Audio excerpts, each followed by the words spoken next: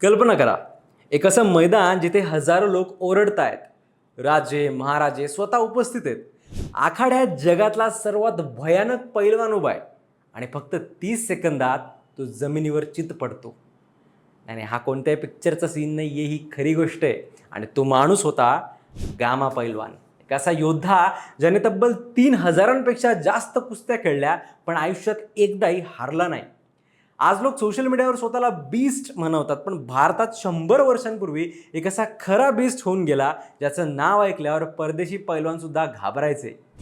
Gamma पैलवान हे नाव आपण अनेकदा ऐकलं असेल, पण या नावामागची ताकदवर गोष्ट नक्कीच नसेल ऐकली. तर आज आपण तीच गोष्ट सविस्तर ऐकूयात. नमस्कार, मी संकल्प पाटील आणि तुम्ही बघताय लगाव बत्ती. वर्ष होतं 1878. मध्य प्रदेशातल्या दंतिया संस्थानात एका सामान्य कुटुंबात महान गामाचा जन्म झाला. खरं नाव होतं गुलाम हुसेन. घरात तशी पैलवानीची परंपराच होती, पण नशिबाने गामावर लहानपणापासूनच प्रहार केले. वयाच्या 6व्या वर्षीच वडिलांचं निधन झालं, पण त्याआधीच त्यांनी गामाच्या हातात माती दिली होती, आखाड्याची माती. आणि त्या मातीनेच पुढे इतिहास घडवला. लहानपणी बाकी मुलं साधारण खेळ खेळायची आणि गामा तो शरीर घडवत होता. वयाच्या 10व्या वर्षी 400 पैलवानांमध्ये सर्वात जास्त बैठका मारणारा मुलगा म्हणून त्याचं नाव पहिल्यांदा चर्चेत आलं. तेव्हा लोकांना वाटलं की हा मुलगा ताकदवान आहे, पण कोणालाच कल्पना नव्हती की पुढे हा माणूस जगातला सर्वात भयानक पैलवान बनणार आहे. गामाची ट्रेनिंग ऐकली तरी आजच्या फिटनेस इन्फ्लुएन्सर्सना चक्कर येईल. दिवसाला 5000 बैठका, 3000 दंड, हजारो वेळा मुगदर फिरवणं, आणि हे वर्षानुवर्ष चाललं. आजकाल पोरं जिममध्ये व्यायाम कमी, सेल्फ्या जास्त काढतात, पण गामा दिवसाचे 15 तास तालमीत शरीर घडवत होता. त्याची डाएट तर अजूनच चक्रावणारी होती. रोज 20 लिटर दूध, अर्धा किलो तूप, किलोभर बदाम, मटणाची यखनी, 6 कोंबड्या, आणि एवढं खाऊनही शरीर एवढं वेगवान की समोरचा पैलवान पुढची चाल समजायच्या आतच जमिनीवर आडवा असायचा. गामाचं शरीर फक्त मोठं नव्हतं, ते खऱ्या अर्थाने युद्धासाठी तयार केलेलं होतं. भारतातल्या नामांकित पैलवानांना हरवत गामाचं नाव संपूर्ण देशभर पोहोचलं. रहीम सुलतानीवाला सारख्या दिग्गज पैलवानांशी त्याच्या कुस्त्या व्हायच्या. काही सामने तासंतास चालायचे, पण एक गोष्ट कायम होती की गामा कधीच मागे हटत नव्हता.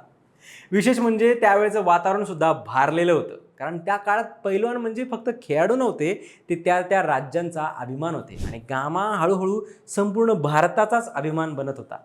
मग आला 1910चा तो ऐतिहासिक क्षण. गामाला लंडनला पाठवलं गेलं. ब्रिटिशांच्या काळात भारतीयांना कमी लेखलं जायचं.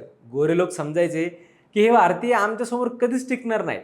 आणि त्यात गामा उंचीतही लंबा नसून लहान होता, त्यामुळे सुरुवातीला तर त्याला स्पर्धेत घ्यायलाच नकार दिला गेला. पण गामा थांबला नाही. त्याने सरळ चॅलेंज दिलं की कोणीही 5 मिनिटं जरी माझ्यासमोर टिकला तरी मी स्वतःहून पैसे देईल. आणि मग त्या चॅलेंजनंतर जे झालं ते पाहून इंग्लंड हादरलंच. एका मागोमाग एक पैलवान काही सेकंदातच पडू लागले. लोकांना पहिल्यांदाच जाणवलं की हा माणूस खरंच वेगळा आहे. पण मग त्यानंतर गामाच्या समोर आला वर्ल्ड चॅम्पियन स्टॅनिस्लाव झाबिस्को.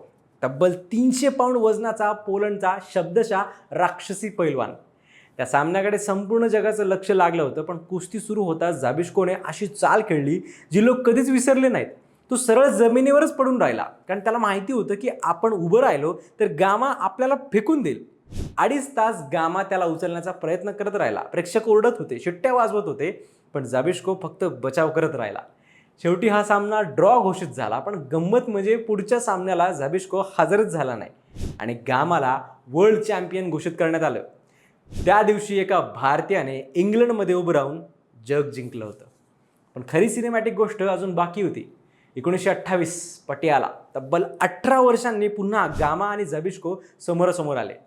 त्या सामन्यासाठी लाखभर लोक जमल्याचं आजही सांगितलं जातं.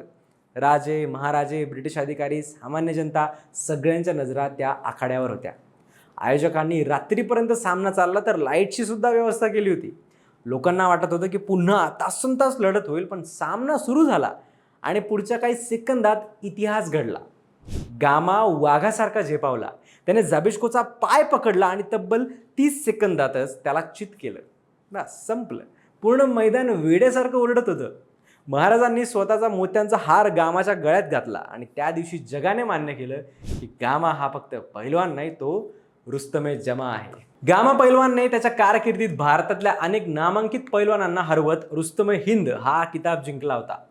रहीम सुलतानीवाला, गुलाम मोहिजुद्दीन, पंडित बिद्दू ब्राह्मण यांसारख्या दिग्गज पैलवानांवर त्याने ऐतिहासिक विजय मिळवले. 1910 मध्ये लंडनमध्ये झालेल्या जॉन बुल वर्ल्ड चॅम्पियनशिपमध्ये जगभरातील पैलवानांना हरवत त्याने जागतिक स्तरावर स्वतःचं वर्चस्व सिद्ध केलं.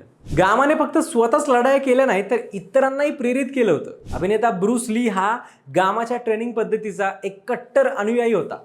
लीने गामाविषयीचे अनेक आर्टिकल्स वाचले होते, ज्यात त्याने कुस्तीसाठी अफाट ताकद निर्माण करण्यासाठी त्याच्या व्यायामांचा कसा उपयोग केला हे सांगितलं होतं. आणि लीने ते व्यायाम आपल्या स्वतःच्या शेड्यूलमध्ये समाविष्ट केले होते. 50 वर्षांच्या कारकिर्दीत गामाने ऐतिहासिक नोंदीनुसार 3 ते 5,000 कुस्त्या खेळल्या होत्या. आणि विशेष म्हणजे आपल्या 50 वर्षांच्या करिअरमधली गामाने एकही फाईट हारल्याची इतिहासात नोंदच नाहीये. यावरून गामाची महानता लक्षात येते. पण प्रत्येक महान माणसाच्या आयुष्यात एक शांत दुःखद शेवट असतो. देशाची फाळणी झाली आणि गामा लाहोरला गेले आणि पुढच्या आयुष्यात त्यांनी ट्रान्सपोर्ट व्यवसाय सुरुवात केला.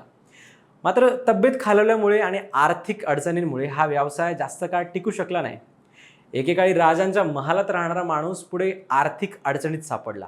तब्येत बिघडतच गेली, हार्ट अटॅक आले, पण शेवटपर्यंत त्यांचा स्वाभिमान कायम राहिला. वयाच्या 60 नंतरही ते पहाटे उठून आखाड्यात जायचे. आणि सगळ्यात भावनिक गोष्ट म्हणजे ज्याला गामाने जगासमोर हरवलं होतं तोच झाबिस्को त्यांची तब्येत विचारण्यासाठी पत्र पाठवायचा.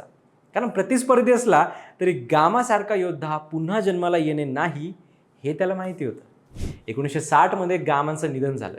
शेवटच्या दिवशी त्यांनी 2 लाडू खाल्ले, कुटुंबियांना भेटले ते आणि शांतपणे त्यांनी डोळे मिटले.